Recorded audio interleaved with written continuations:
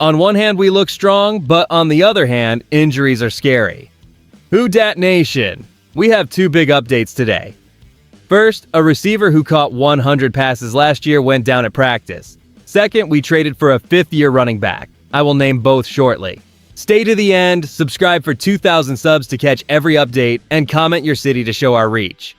Chris Olave gave our entire fan base a massive scare at Tuesday's practice when he went down hard attempting to haul in a deep pass near the end of the session.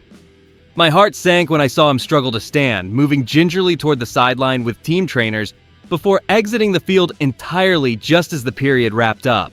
With rookie receiver Jordan Tyson already slated to miss much of this season and potentially remain sidelined through our Week 8 bye, the pressure on Olave to anchor this aerial attack is higher than it has ever been.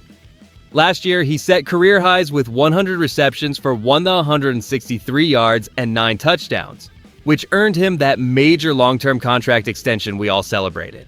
Is he actually going to be ready for the season opener, or are we staring at a depleted depth chart right out of the gate? I am truly excited to see what he does with Tyler Show this year, but I want to pump the brakes a little until we see him back at full speed. And the more I look at this, the news from Kellen Moore brings some much-needed perspective to the situation. Our head coach confirmed that Olave just landed on his back and had the wind knocked out of him, explicitly stating the injury is not serious and dismissing concerns about further medical testing. While it is easy to panic given his previous injury history, Moore's update suggests we avoided a total catastrophe today. Still, I find myself wondering how much this slight detour affects his snap counts during the final preseason tune-ups. Does this leave us vulnerable if the front office refuses to add another veteran body to the room before September? Following through on a deep ball is usually a routine moment, but seeing that motion end with a player hitting the turf so awkwardly brings an immediate pit in my stomach. The history of injury setbacks for this roster makes any trainers moving across the field feel like a major crisis, especially after we lost Jordan Tyson for most of this year. Is it possible for our luck to turn around without someone else heading to the medical tent? Catherine Terrell highlighted the exact scene where the tension spiked, noting how the session concluded abruptly after that fall. Here's the thing nobody wants to say out loud. We rely on this specific talent to produce at an elite level, and any time lost forces our coaching staff to rethink their entire scheme in the trenches and beyond.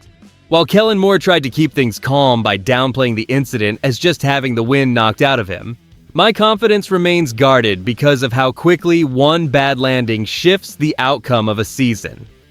The front office poured significant capital into that long-term extension based on the 9 touchdowns and over 1,000 yards of production from last campaign, meaning they view him as the central pillar of this entire offense. Do we really believe the offense maintains that same rhythm if he misses meaningful time? My take is that while Moore's update sounds reassuring, we are one hit away from a totally different reality. Watching the way he handled the physical toll during his breakout year suggests toughness, but the reality of the game is that availability defines success. Now let's get into the move everyone is talking about because our front office just shifted the roster by acquiring running back Zamir White from the San Francisco 49ers.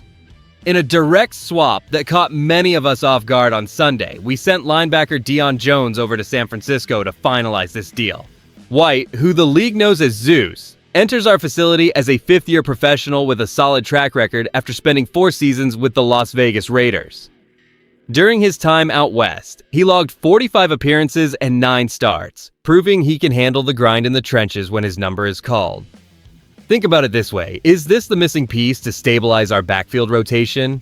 I am genuinely excited about his arrival, but I also want to pump the brakes a little until we see how he translates to our system. He told the media the transition was an absolute whirlwind, moving from a call at 7:30 to a flight by 10:30, eventually landing here Monday morning. Seeing him hit the practice field in jersey number 33 while wearing just helmets and shorts immediately brought some energy to a room currently dealing with significant adversity.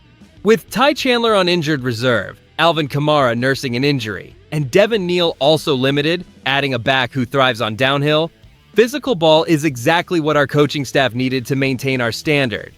Will this veteran depth finally keep our ground game churning at a high level despite these mounting health concerns?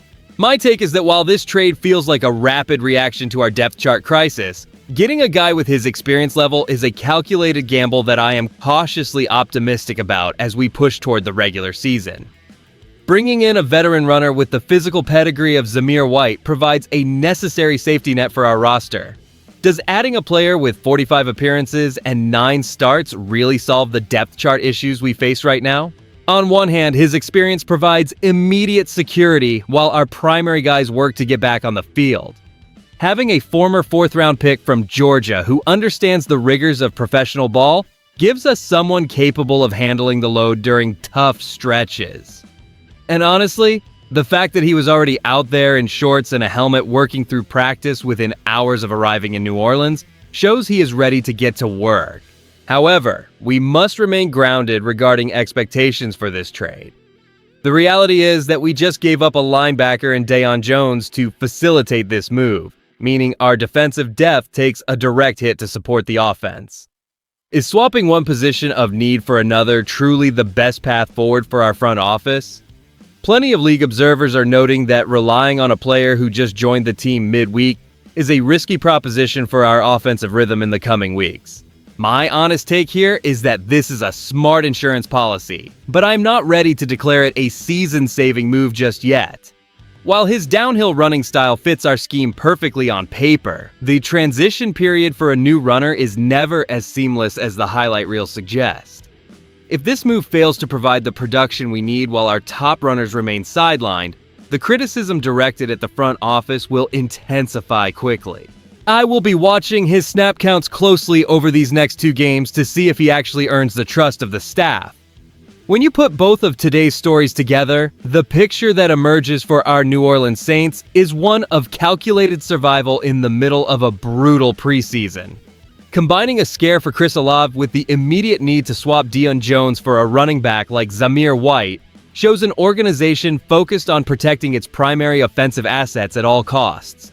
And I cannot stress this enough. This high-stakes roster management suggests our coaching staff is terrified of entering September with an empty backfield. Watching Olave leave the field created a moment of genuine tension for us all, but Kellen Moore providing a clear update that it is just a back issue helps settle the nerves. Still, we have to ask if our top target can handle a full season of heavy volume.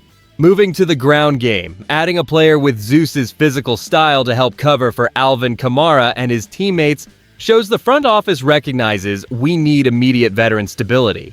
Does this trade for a former Georgia Bulldog truly solve our depth chart crisis, or are we just rearranging pieces while the season approaches? I really want to hear from you in the comments below because your perspective matters. Are you confident in our receiving room if Olave needs a few games off? And do you believe this running back swap keeps our offense afloat? If you enjoyed the video, do not forget to like it and subscribe to the channel. I am still pushing toward our first 2,000 subscribers, and every one of you helps me get there. Who Dat Nation?